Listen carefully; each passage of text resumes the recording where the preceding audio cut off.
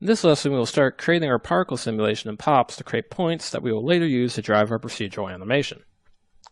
So I'm going to take a real quick step back and go to our launcher geo just to show you how I set this up. So what I ended up doing is I had a grid, and I added a normal vector of 1 in the x direction and an up vector of 1 in the y direction to that grid.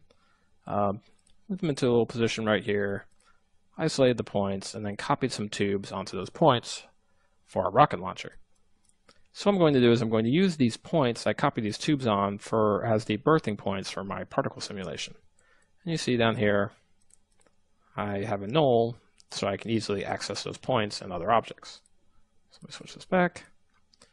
Let's go ahead and start setting up our simulation.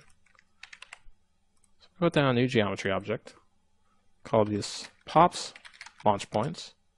Let's go inside. First thing we're going to want to do is object merge in those launcher points. So let's go to the launcher geo and get the launcher points. Change this to launcher points. So the first thing I'm going to do is, just to help us visualize things better, I'm going to press D. That's going to bring up the display options. I'm going to want to add some custom vectors to display, so it's easier to see things like up and V and other vectors that we normally aren't able to display. So to do that, over in custom down here, we go to this third option for vector, and I'm going to start off with my up vector. So I'm going to name this up, tell it to read the attribute up, override the color, and change this to green, and maybe if it's selected, a darker green. Apply accept, and I'm going to do the same for velocity. VV, we want to read attribute V, override the color. For velocity, we can do something like orange, and let's select it a little bit deeper orange. Apply accept. So if you see over here, if I select up, the up vector I created earlier is now being displayed. Let's turn velocity on too. However, we don't have any velocity at this moment. So let's go ahead and get our velocity set to this up vector. And to do this, I'm going to do a point wrangle. Now, point wrangles are a new feature in Houdini 13, and they're kind of like the new point SOP, in that they let you do a lot of operations on. Sorry, that got stuck up there. They let you do a lot of operations on attributes on your points using VEX expressions in code, which is very powerful. And VEX is also a lot faster than the point SOP, so for computational speed, it's also preferable to use point wrangles. So to use the point wrangle, the syntax you're going to want to use, we're going to want to make a new vector. So to do that, we do V for vector, and then we put the attribute name we want to create. And in this case, it's actually also going to be V for our velocity.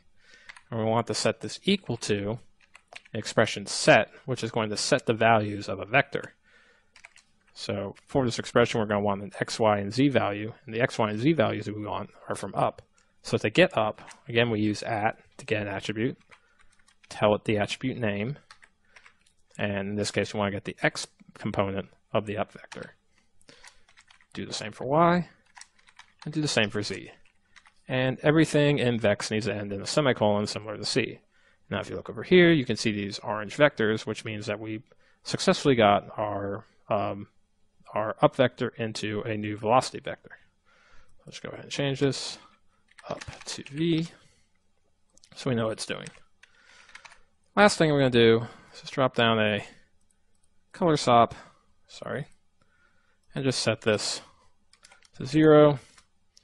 So we will be changing colors in our POP simulation in meaningful ways. We just want this to be defaulted to black. So let's go ahead and put down the POP network. Now you'll notice that we have POP network and POP network old. Also in Houdini 13, a new feature is that POPs is now integrated into DOPS versus how it used to be, which was kind of its own thing. So you can still use that here with POP network old. However, we're going to want to use the new POP network since it gives you a lot of cool new functionality. You actually see here, this is actually a DOP network, no longer a POP network. If you go inside, it already has a few nodes already predefined for you to set up your POP network. So let's go over to our source. We do want to use the first context geometry. However, we are birthing off of points. We will want to come over to birth. We are not going to do impulse activation, so we can turn that off. And we want to maybe birth 5 points every second. And I'm going to set the born group to just born. We are going to use that a little bit later. Let's just have it set now. And if we hit play, we can see that we have our points moving along our velocity vector.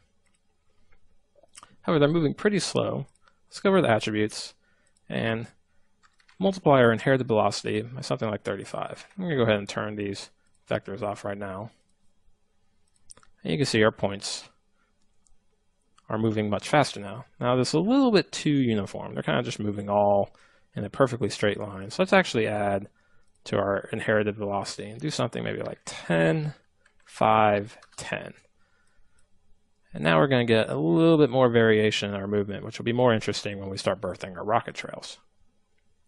So that's all we need to really do for the source. Now, because this is integrated into DOPS, we can use DOP forces on our points. In this case, the points are just moving forever in the y direction, so we definitely want a gravity force.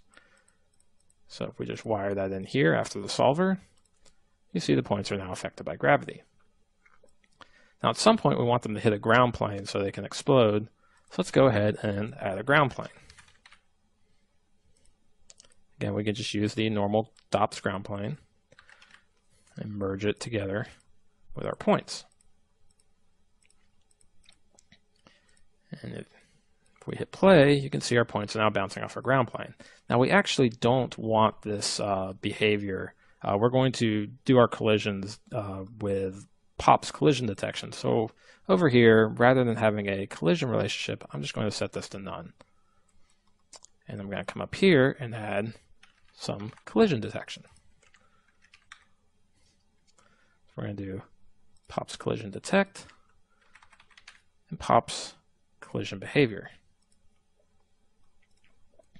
So let's go ahead and put the collision detect in right here. We'll just wire both those in real quick. First thing I want to do is I want to change the target. We're going to be targeting a DOP object. In this particular case, ground plane 1. It's the name of our DOP object. Let's go ahead and change the behavior of this. We're going to need this later. We're going to accumulate our hits, have it enter a group called collided, and we're going to want to preserve that group. And when it hits the ground plane, we want it to stop. Now in the collision behavior, what we're going to do here is just change this to stop. This is just to make sure that our points properly stop when they hit the ground plane. So let's make sure that functionality is working. And as you see, our points turn red and stop when they hit the ground plane. And this will be useful when we want to start birthing our explosions off of our points. So that's all the time we have for this lesson. In the next lesson, we will finish setting up our POP simulation and start preparing these points to be used for our procedural copying.